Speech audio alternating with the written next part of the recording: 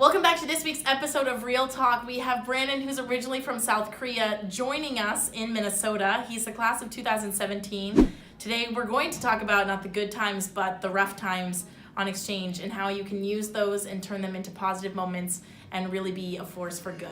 We'll be right back with Brandon.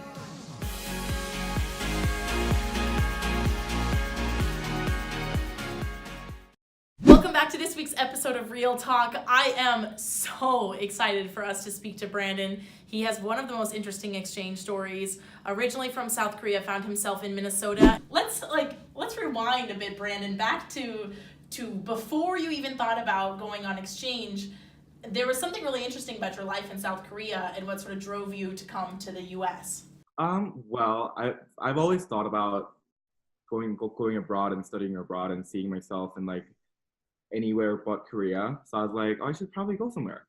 And then like my parents were like, no, you're failing classes in Korea. You're not going anywhere. You're studying. You're stick with us. And I was like, well, guys, like that sucks. But like at the same time, like Korean academic system is like kind of like, so I was like, I still like, had that thirst for like a better education and hopefully get like a different style of lectures and stuff. And I kind of wanted to be surrounded by people who were not like me, like because like where I lived was very like it was very like uniform in terms of their thoughts and how they think and how they dress and everything. And I just didn't like that. I just wanted to go out and how other people think and everything. So I was like, hey, my mom and dad, I found this program. It's called High School Exchange Year. It's like 1 year program. And after that, I'll come back. And if I do like well there, how about you guys just like let me stay there? Sounds good? Or like, and they're like, bueno, got it. And then, and I went on the exchange. And this was like a really last minute call decision. Cause like I was class of 2017, which means I left Korea in 2016 summer. And you know, like how everything closes down in like May and everything, but I got my application and everything done in April, which is like super, super late. And that this whole thing happened in like 1 or 2 weeks. And then, yeah, and after that, I got into the program. I was writing my application, submitted it, and then I was just ready to be on board. And that's how I got to Minnesota. Yeah, first, I remember meeting you your first day in the US. It was 3 a.m. and you had arrived at Welcome Days and you were like legitimately the last student to get to Welcome Days. Tell us about sort of school and in the fall in general, because that was quite a ride for you. Yeah, okay, so for those of you who don't know where Minnesota is, it's very in the middle, in the very north, right below Canada, where like, I actually thought US is like California, New York, and Florida. And I was like, well, where's Minnesota? And then, and I had to like, did the research and everything and found out that literally the town that I had to go was so small compared to where I'm from, which I'm from Seoul. So it's like, you know, it's a big city to like a small town that literally no one knows. And then I mean, I've thought of it as I expected it to be kind of like a hard ride, but then after I arrived and everything, and some people were really accepting and nice and accommodating to me, and then some people they've just never seen an Asian person before, which I know it sounds bizarre, but it's actually a thing, guys. And then I remember on the first day, 2 kids throwing racial slurs at me just because I'm Asian. I never thought I would have to deal with kind of this kind of stuff. Because all I expected in Korea was like maybe missing internet or like, I don't know, missing my friends or like kind of having trouble with my English and everything. But that was not the actual deal that I had to go through in Minnesota. It took some time for sure. And I kind of like, I was like, oh, should I go back? You know, like that phase after you arrive, you're like all excited, but then you go like that. I was at that stage in the rock bottom. And then I was like, should I go back and everything? And a lot of people back then had a different views on how I viewed society. And then it was really hard for me to like kind of like mingle in and mingle around with people, especially I've never been abroad before that. And it took some time, and after like 3 months, I think I kind of found a friend group that I still in touch with them. And then it was like fine from then on. But before that, it was really tough for me to like kind of like adjust to the whole school environment in the fall. I mean, it's so sad to hear sort of these challenges, because you're right, you weren't expecting them. You like expected like some ripples, but like that's the deep dive of a roller coaster that happens at times But I think, Brandon, the thing that you're missing that's so exceptional about your approach to this is that you didn't just get angry. You didn't just like give up. You decided to shift the way you saw the world, because before you came to the US, you weren't really aware of diversity yourself, actually, and how it makes others feel. And so tell us what you did with sort of the things that happened to you and you turned it into a positive part of your life. Yeah. So before coming to America and Korea, I was, as you can see, I'm a male, and in an Asian country, living as an Asian male is a pretty, I would say, very privileged deal. And especially coming from the part where everyone's like kind of like the rich town, I would say, like everyone's like kind of like that, and no one like really thought about the other side of the world, who literally doesn't have access to water or anything, or who doesn't get racism on a daily basis. And I was a male, so I never thought about getting attacked because of my gender and everything. But after like never having to think about that and coming to America, and I kind of realized, oh, like this sucks to make it as a minority here, like or like in any kind of society. And that way I kind of became an activist and advocate for the minority groups. And I think that this is like the value that I carry on till now. Like I wrote this in my college essays. I started an organization like social justice club in my current school now, and I joined back in Malacca during my exchange year. I joined Gender Sexuality Alliance, which is like a social justice club in my school. And I kind of, instead of just like getting sad, I mean, yeah, I got sad and I got depressed and everything, but I kind of like, I was curious about why people think like that and how people, like where people came from those ideas. Like I just wanted to know like legitly why they are thinking that this kind of thing when we're all humans and everything. And that just like gave me a chance to think upon more of these societal issues. And that, I think that's like important. How do you deal with these problems? Because, you know, like you will probably, whoever is listening to this, you're probably an exchange student, and you're probably going through the same deal, whether it's like my kind of issue or just like hard to adjust into your new school and everything. And you'll face difficulties, but like I wasn't just angry and I wasn't just mad. I was thinking about like alternatives to what to do and everything. And that kind of like helped me a lot. Yeah, you were very solutions oriented from the start, and even when you switched host families, I know it could be super hard, but you always were just trying to find a way to make this work for everyone. You were always so patient and kind, but also for yourself. And here you are, 2 years later, after you absolutely hated your first day of school. Like, if I remember the way you said it, the worst day of your life, there aren't enough negative words for it. Here you are 2 years later, by choice, back in the United States, at a high school again. What was sort of that thought process to come back and finish school here, even with the challenges?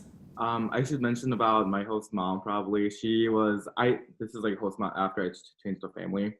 So she was my English teacher and drama coach, Justice Club advisor, or my host mom, and like everything, you know. And she was great. She was amazing. And then I took her class. It's called Introduction to Literature. It was actually a college course, so I had to read a lot of books. I had to read 7 books in one semester. That was really tough. And then after that, I really got my niche fulfilled from like what I need, what I was expecting from an American education. That I was like exchanging my thoughts and like some hot takes with my peers and everything in the class while after like reading a book. And then that just like, oh, I kind of want this kind of lifestyle. Like I kind of want to have this in my classroom, because that was definitely not a thing in Korea.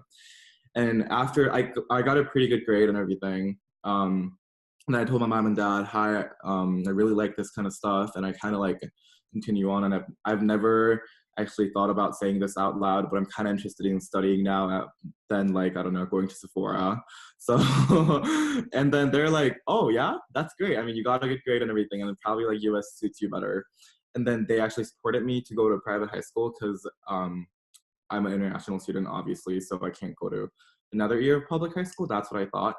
And then, yeah, I'm here taking classes, and I'm probably going to go to college in the US. Not sure yet. But then, yeah. We're hoping. We're hoping. If you're the university that we know you want him to go to and you're listening.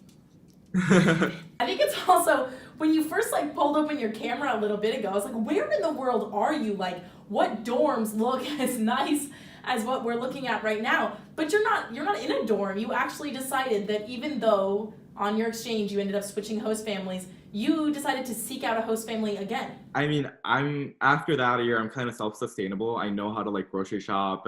I'm just like, oh, like probably I can live with another family because like I've already done this before, and I'm pretty sure it couldn't be, I don't know, worse. Maybe it could have gone worse, but it didn't. And then this is kind of like my side of the house, and I kind of have control over this, so that's really nice. But yeah, and I kind of like my having own space and everything instead of having to share a room with. I had 3 roommates last year, but that was pretty bad. Yeah, this is better, I feel like. Yeah. And get to still be super in touch with kind of the American lifestyle, even if you're not directly interacting with them all the time. It's still there, and I think it's amazing that you're creating clubs on your campus and that you're so involved. It like blows my mind that you weren't an activist until your exchange, because to me, you are, in my mind, super passionate and super willing to stand up for people who don't have a voice of their own. So how freaking cool is that? I mean, there's so many things that I think are fantastic about your story, but if you had to think about the last 2 full years of your life, and think about sort of the way you've changed, and the Brandon in South Korea who like really didn't love school and like societally probably wasn't what they thought success was, to the Brandon now, what would you say is like the thing you're most proud of? The moment that I was really proud of myself was probably last year. I kind of interned at Minnesota House of Representatives in the capital in Minnesota in St. Paul. And then, I didn't really know about governmental stuff, and obviously I didn't know anything about U.S. government. But that year I was taking AP U.S. Gov, and then I was like, oh, this is so interesting, and I kind of like wanted to act out and actually be in the field where everything takes place. And then I saw a lot of my fellow interns and all the other politicians and lobbyists and everyone in the building, and I just like, it kind of came at me that, oh, now I like know stuff like what's happening in the world, and I can like say what I want to say, like what I'm thinking of it. Because like before I was like, well, I think like this because of like this maybe, but now I'm like, I think about this and I support that because of this and that reason. And I was like, oh yeah, I'm like, I know stuff. Yeah, this is great. This feels great too. And that moment I was like, spending an year after in an American setting really kind of changed me. And that was kind of like ding aha moment, I feel like. And yeah. So cool. Wow. So cool to do that in high school. I think maybe the last thing, and again, I think there's millions of questions we could ask, and I'm sure lots of you have questions, so feel free to be putting them in the comments section below. I think the last thing is I loved how many exchange students were in your high school during your exchange year. It was like a pretty cool little group of you. So knowing their story and knowing your story, if you had to talk to the younger versions of you guys, the ones that were not ready to leave their country yet, what would you say to them if they were thinking about going on exchange? Don't be scared. It's not as bad as you think. It's honestly, people are pretty nice. And okay, I'm just surprised by how many of you are so like scared about American classrooms and the like grades. But it's honestly, it's like, it's okay, guys. It's like a lot of we had 7 exchange students in my school, including myself, and they're from like Germany, Norway, Italy, Netherlands, and everyone. And then every single of their opinion was schooling was way easier. The only factor that kind of like deterred them from getting a good grade was the English part.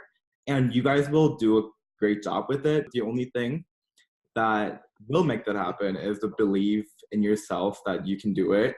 because so many people are like, oh, I can't do this anymore, and people actually go back to their country. But they're not gonna see themselves in the US after that. Like, they're scared of that. But like, just get through that phase, and after that, you'll be fine. Because I've seen my friends who's going through the same phase, and they made it, and I'm pretty sure you can too. So like, don't be scared of the life in the US. It's not bad, especially s'mores. They're the best. Yeah, just like, don't be scared, and don't like make anything let you down, because you are you, and you probably will do a good job in your year. So fight on. It's perfect. It's so perfect. And I think it summarizes even your year. You didn't give up on yourself, because for you to go home would have been the easy way out, but you decided that it's worth standing tall, being proud of who you are, and finding some positivity out of it. And I have the greatest hopes that this next step for you is going to be super amazing, and you're going to end up at the university that you're supposed to be at. And who really knows what's going to happen to Brandon in the future, but I sure hope that we get to continue to be a part of your exchange story. Thank you so much for sharing with us today. Thank you. And if any of you have questions, you definitely can ask them. I know that this is a lot. This is a totally different way of looking at an exchange experience, one that starts in high school year and then just keeps going and going. So a huge thank you again for being so real with us, Brandon, and thank you all for joining us. Make sure that you join us again next week for the next episode of Real Talk.